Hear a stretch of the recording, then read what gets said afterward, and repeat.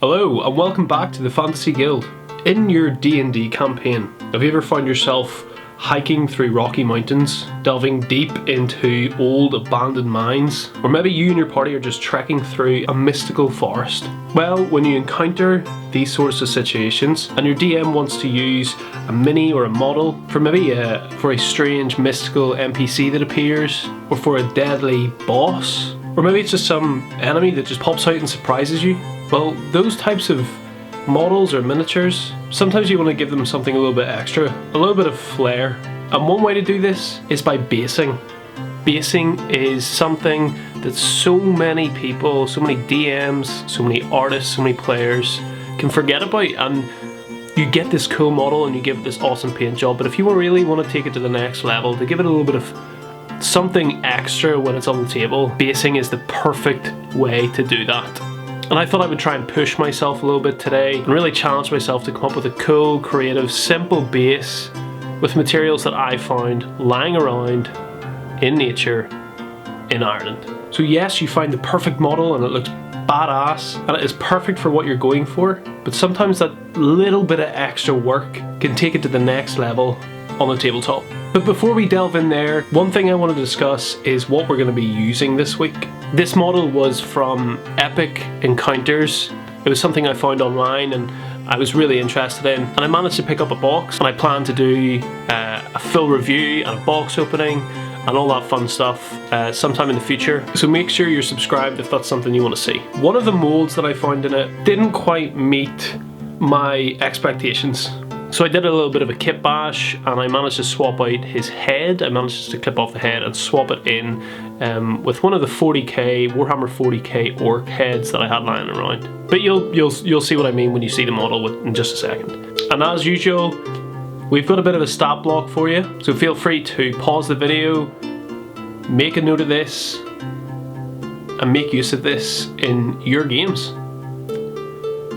You see, recently I was on a trip down south in Ireland, and I thought this would make a cool opportunity to go and explore some of Ireland's nature, but also to kind of grab some materials for free to help me out with this basing project.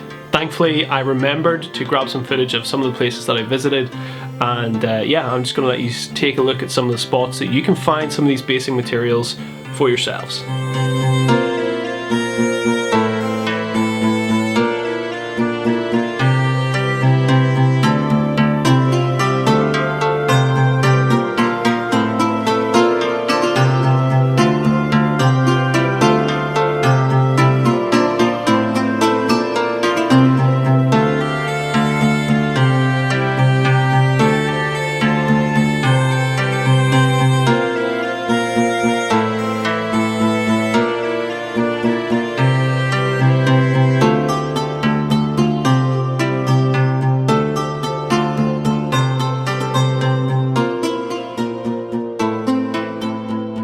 So to start off with, everyone's got a good bit box, so we're going to hook around in there. I'm going to just try and find a flat base, just one from the Warhammer kit, just to start off with, to give us an idea of what we're doing. Here are some of the stones that I found up in the south of Ireland and some of the twigs from the forests.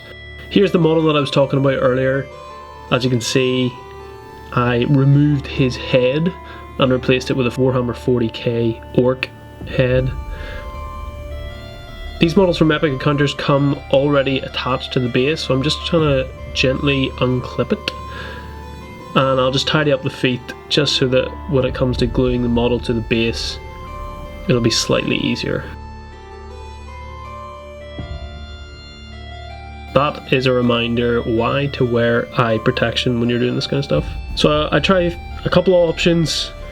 I'm looking for one that kind of fits the theme that I'm going for. I'm just trying to size up this piece of branch just to get it the right height for kind of like a dead tree in the background. At this point I kind of realised the base that I'm going for right now isn't the right size. I'm not going to be able to fit in everything. So I go back to that kind of wider rock at the start and I use it as the actual base itself. And this part's really important, is just trying to get how you're wanting to pose your model. Good old super glue, just start slapping that on. And now is the scary part, because you're kind of committed to your idea that you've went with. Generously apply this kind of stuff. Stick it all down. This is some cork that I had lying around from other projects that I kind of cut up and used for bases. I just tried to find a couple of chunks, and if there's the kind of flat edge from the actual coasters, you just cut them up and try to make them look a little bit rougher.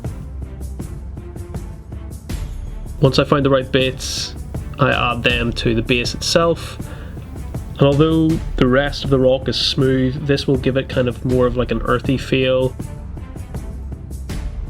Then we move on to milliput. Milliput is something that a lot of basing artists use quite a lot of the time. Sometimes it can be used to attach certain things together or to give existing surfaces a certain texture. I'm actually using it for a bit of both, just to break up those kind of even layers between those different little rocks that I found on the beach.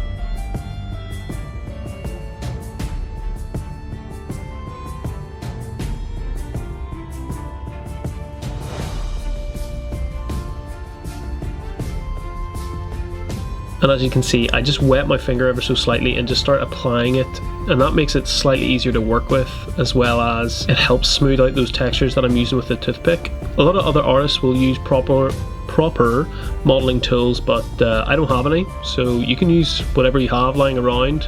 Your finger works, but equally a couple other tools will help all the same. And I'm just trying to dig this right into the crevices right now, just to make it look more natural.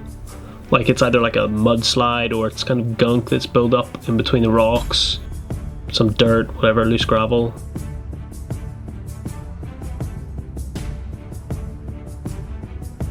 And there you can see I have attached the tree. So now I'm just trying to layer it up around the tree. Again, this is kind of making it look more natural, like it's a build-up of dirt, a little mound, but equally this will help hold this little branch in place in the whole kind of diorama setting. And again, just using the toothpick to make it look natural. And now for the final step, now that I'm kind of happy with how it looks, I'm going to glue the model in place. And there we go, that is the final kind of step of the building process, which only leaves one more.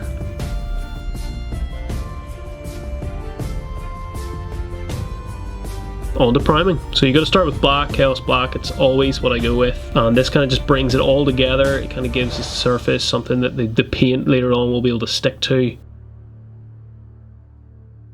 Moving on to the zenithal highlight. So this is just a white over the top of the black, just to kind of highlight where the shadows would be. And there we go for the grand reveal.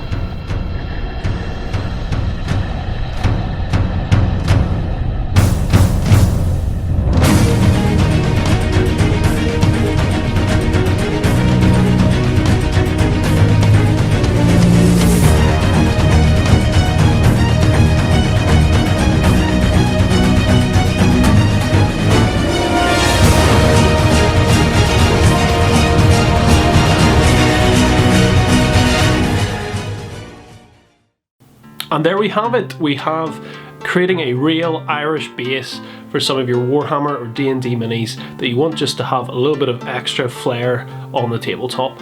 Make sure you come back next time and you'll get to see this mini painted up, ready to be encountered by your adventuring party. So guys, thank you so much for watching, I really appreciate it. And as always, I'll see you next time on the Fantasy Guild. Peace.